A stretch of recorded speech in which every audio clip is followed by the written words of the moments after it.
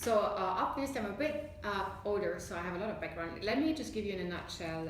I carry a German passport, and my first degree was in Mandarin. So the company sent me to China to work, and that was supposedly for 3 months, and I got stuck there because I've now been in Asia for 20 years. I have worked in different multinationals. I have a human resources development background. Then I opened my own consulting firm. I invested into a consulting franchise. I got married on the way. I have a beautiful 10-year-old son who is the joy of my life. And right now I'm just living a really nice life. Ooh, that's a tough one. When I was a child, I really didn't know how much money we really had. We lived an okay life, wasn't glamorous or anything. We did like the camping trips, for holidays, nothing fancy. But my dad and my mom, they worked really, really hard. And my dad he was basically self-employed. I always thought it was a business. Later on, I realized it wasn't. He was working really hard. My mom was working really hard. But it came to a point where my dad was still working in his late 60s. And in the end, they just asked me to pump in some money, and I did. And it's parents, so you do and you trust. And in the end, it came to a point where my dad, at like the age of I think 68 or 69, he was still running his so-called company, but he had to declare bankruptcy. There was not enough money. He almost lost his house, and that shifted how I looked at the way of creating income. And especially, I always thought if you work hard, you're going to make a lot of money. And that one, I realized this is not working. So it impacted me quite big, yeah. Interest in business, that's an interesting question. I think the first little kick came when I moved to Singapore during the peak of SARS, and I couldn't find a job, and the only person who in the end hired me was a very small consulting firm. It was so small, we only had 3 people. So you start thinking as a business owner, although you're an employee, and I kind of liked the idea of, you're a bit more in control in how much you can make and everything. But I think the big bang really came when my husband lost his job at some point in time. Although he was brilliant in his performance and everything, but it was the restructuring, so his role was gone. And we noticed that, again, it's like you work really hard, you think you have a job forever, and it didn't work out that way. So we realized we got to do something different, and that's when we came across Robert Kiyosaki's Rich Dad Poor Dad, and of course we got introduced to the cash flow quadrant, and we go, okay, so we got to move a bit, we got to do something different, because if we keep on being employees and self-employed, that's going to be not such a wise move money-wise, especially after the background with my dad, what I just shared with you. I realized it has to change. If I don't get into business, then I'd be a wage slave for the rest of my life. Oh, I think hard-working money is the best money. Instead of me working hard, money working hard is way better.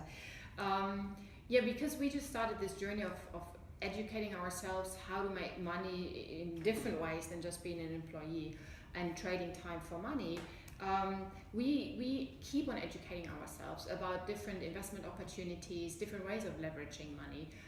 So we wouldn't be the people when they have like $50,000, they would just lie somewhere in a bank account or in a savings account. We usually go out and do something with it. And what we do is we have a broad variety of stuff that we do. So we do normal things that other people do, like insurances, but we also do some crazier stuff, like we invested money into a coal mine in Indonesia. I don't know whether that's such a good idea, but we just really bring the whole portfolio together because we believe if you have a very diverse portfolio, it's somehow going to work out in the end. So we make sure that the money is not parked in a bank account but goes out, and ideally, of course, being invested into a business, because that brings you the biggest returns, and you cream that off and you take this and put this into investments.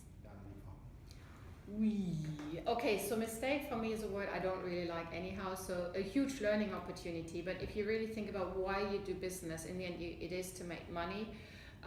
So the biggest business mistake I made, in the sense that I didn't really make the returns I was expecting, is I invested into a consulting franchise, because I turned out to be a self-employed consultant. So then with my dad's story, I realized I want to be a business owner, and there was the opportunity to invest into a franchise.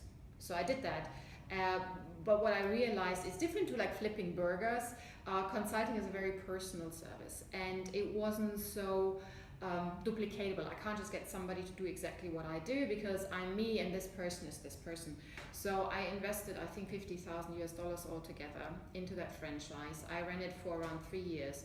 I never paid myself, and I just made these $50,000 back. And I worked really hard because I was trained from my dad and from my mom that you got to work really hard and then you can make a lot of money. So I did that for 3 years, and in the end I realized this is not the way that I want to live, because I was basically broke. I was sustained by my lovely husband, but I wasn't making the money that I thought I would be making. So not a wise business decision, but boy, I learned a lot. I think the best business decision that we did was getting involved in a company where we can really leverage on the teamwork. Because again, like this whole thing, I work really hard. I work really hard. Didn't get me to where I wanted to be, and it definitely didn't give me any time with my son.